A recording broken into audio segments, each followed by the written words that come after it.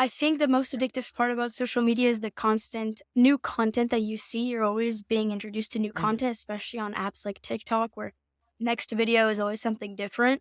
And also, I think the short videos, when they end so quick, you start to lose your ability to have like a longer attention span. I've caught myself scrolling to long TikTok videos and I can't stand watching the whole thing.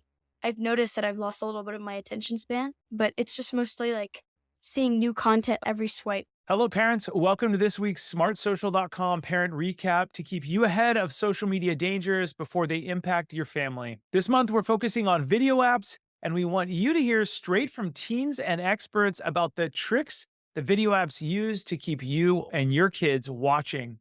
First, we have a social media safety alert that can protect your family. This week, you need to know about the Apple Journal app. The Apple Journal app is available for iPhones where users can record and share private thoughts and information securely behind Face ID or their passcode.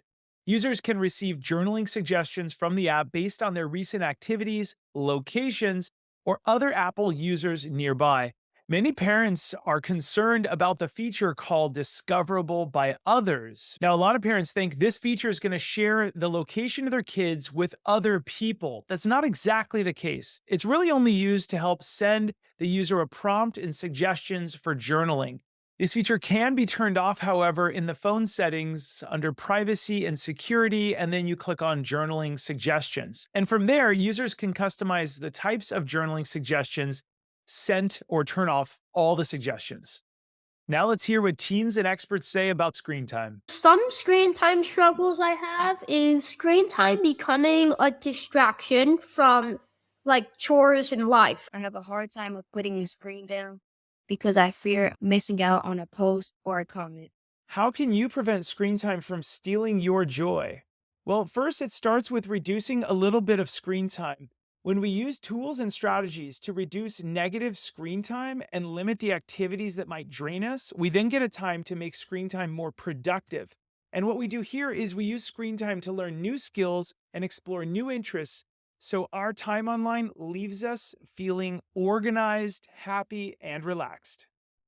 So, the way I've talked to my girls is that they need to think of social media apps as an amazing, exciting opportunity to learn things about the world that they couldn't know otherwise. So, for example, I'm fascinated by parenting, I'm fascinated by food, I love sourdough bread. I will go onto an app and I will specifically look for things that interest me, not just anything that gets delivered to me. So that's one of the things to do because each of them has algorithms. And the more you look at something, the longer you linger on something, the more of that information you'll get fed. So choose wisely what you actually choose to watch. Choose wisely who you follow because you will be sent more information like that. Here's some tips and strategies to reduce screen time. First, you can set a timer, and it can be a physical one like an egg timer that your parents might have. You can also schedule blocks of time for passive screen time and avoid screen time outside of those hours.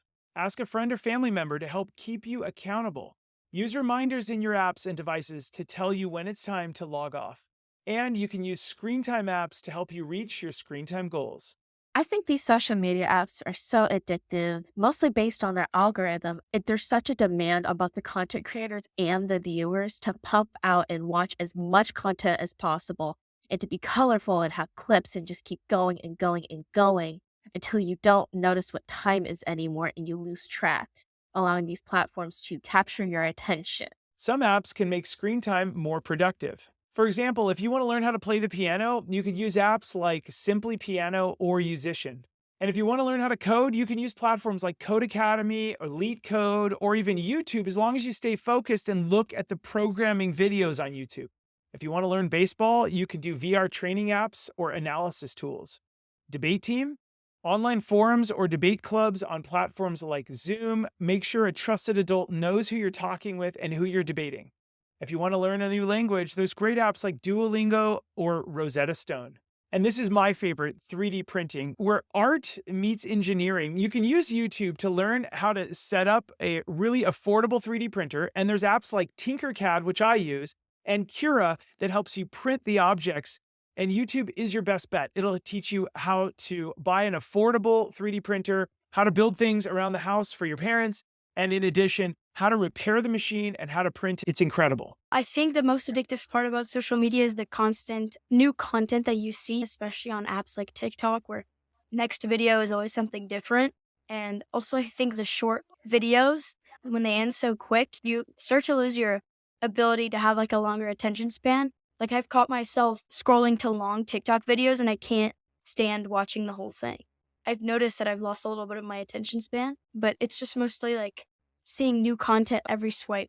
Here's our favorite tools to reduce screen time. First of all, Opal. Opal blocks distracting websites and apps so you can focus. Here's one that I use. It's called ClearSpace. Now, ClearSpace is free for you to use to manage one app. And you can add more with the paid version. I do that, I pay for it, and it helps me manage all of my apps so I limit my screen time carefully. Freedom is another app, and it helps you plan screen time schedules or set up limits for your current screen time session. There's another one called Off the Grid. It helps you lock your phone down to take a break. You'll be charged $1 or more, or you have to watch a video ad to access your phone before your set time is over. In addition, there's something called Self-Control. This is an app. We should also have it, right? This app lets you block your own access to distracting websites. I don't know if you've ever felt that way, but I sure have. You set a time period and won't be able to access them until the timer expires, even if you restart your computer and delete the app. And last, there's an app called Forest. The Forest app has you plant a tree that slowly gets bigger the longer you stay away from distracting apps. I think you need to make a contract with yourself before you go online or you think about this, which is, what am I actually going online for? And what do I think is a sufficient amount of time to be online? Because if you don't think about that before you go online, you can't really regulate yourself. To keep my phone from being a distraction to me, this is something I do. I don't turn it off fully, but I turn it off so the screen's black, and then I turn it upside down so the screen is facing to the table. And it helps me by not being a distraction to me. The easiest way to prevent my phone from being a distraction is by putting it in a completely different part of the house when working. If I have it next to me, it just tempts me and I can't stop but think about my phone and have the urge to go and text somebody randomly. Whereas if it's in a different room, I'm completely distracted by work and can never get distracted or even tempted by it. Parents, you're seeing this content for free, but we have a ton more to offer at smartsocial.com. Please tell your district you're interested in seeing more from us so we can provide these alerts for your community at no cost. We feature real teens, experts, live events, and a whole year of social media safety resources that can keep your kids safe on social media so they can someday shine online. I'm Josh Oakes, the founder of smartsocial.com, and I look forward to seeing you in our newsletter and on the next video. Have a great day.